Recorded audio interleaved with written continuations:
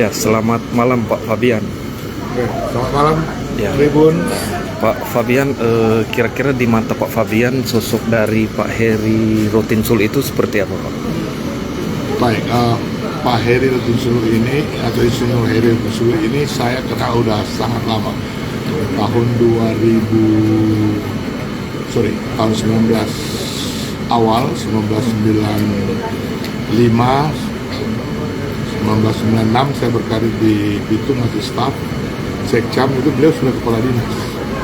Beliau salah satu pejabat termuda di tahun 90-an yang menjadi kepala dinas di zaman Pak Suyen Samandayak.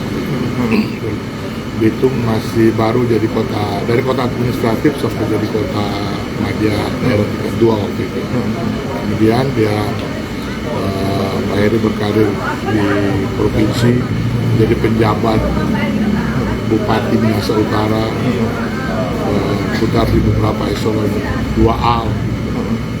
Dan 2018 beliau pensiun dan ikut DPRD caleg DPRD di Sulawesi Utara dari dapil Bitung dan Minut. Nah, karena itu kami berjumpa lagi di satu fraksi. Dan di banyak kesempatan saya berbeda dengan Pak Heri, berbeda komisi. Saya di Komisi 1, bidang pemerintahan, politik hukum, dan hak asasi manusia. Tapi kalau Pak Heri di Komisi 3. Nah, tapi di banyak kesempatan kami ketemu beberapa kali, selain di fraksi ya, ketemu fraksi, tapi di alat kelengkapan Dewan itu kami sering ketemu di beberapa panitia khusus ya kan, di Pansus, LKPJ,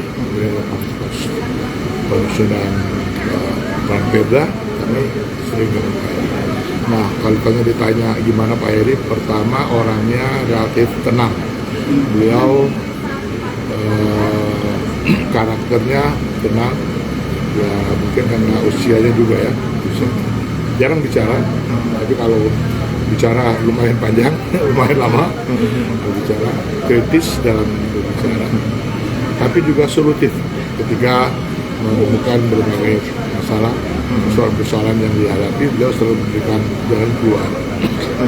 Ya itu karena experience dia yang cukup lama di bidang. Saya yakin beliau 30-an tahun, 30-an tahun di atas 30 tahun beliau dicek di biodatanya mengabdi sebagai ASN, sebagai PNS. Nah, karena pengalaman itu yang kemudian dia terapkan di DPR dalam kebanyakan menyusun APBD misalnya, untuk ketemu dengan mitra di RDP, apa dengan pendapat hearing. Ya udah, ya kasarnya dia tahu kita kerja birokrat itu kan, kerja dinas, apalagi dia di komisinya memang di mitra di Pemdanya, dinas-dinas yang pernah beliau duduki lalu, ya beliau pernah kadis pertanian, itu jadi mitranya dia, sehingga ya boleh bilang dia anggota DPR yang tahu persis atau tahu banyak tentang dinamika, kondisi, kerja, tugas pokok dan fungsi, tupoksi dari eksekutif khususnya di dinas-dinas yang pernah beliau pegang, pernah beliau jabati, kemudian sekarang jadi mitranya dia. Jadi bagus sekali. Nah, karena itu memang kami di fraksi, apalagi saya tadi juga di sini telepon ketua DPR, teman-teman di grup sudah tahu.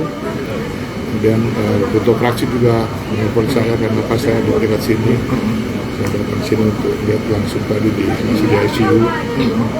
Kurang lebih jam 7 kurang 5 menit beliau menghabiskan nafas terakhir, yang sebelumnya sudah beberapa hari juga beliau menginap di sini. Tapi kan juga sebelum masuk ke sini berapa hari, ada kurang lebih Desember itu, akhir Desember. Jadi ini beliau lagi di rumah sakit Pak. Pernah dirawat Desember. Kemudian minggu lalu dia pulang, agak enakan, agak sehat pulang. Terus berapa lalu masuk lagi, kasihan. Dan menurut informasi yang saya dapat tadi, dia mulai drop sejak tadi siang jam 1. Mulai drop, pompa, pakai alat kecut itu, tapi tapi udah nggak bisa lagi. Dan bagi kami ya pertama kami benar-benar kehilangan sosok Pak Heri Rotin di fraksi kami. Iya. Saya juga boleh mewakili fraksi, ketua fraksi, tapi juga dari DPD Pak Kame, Stephen Pando, kami semua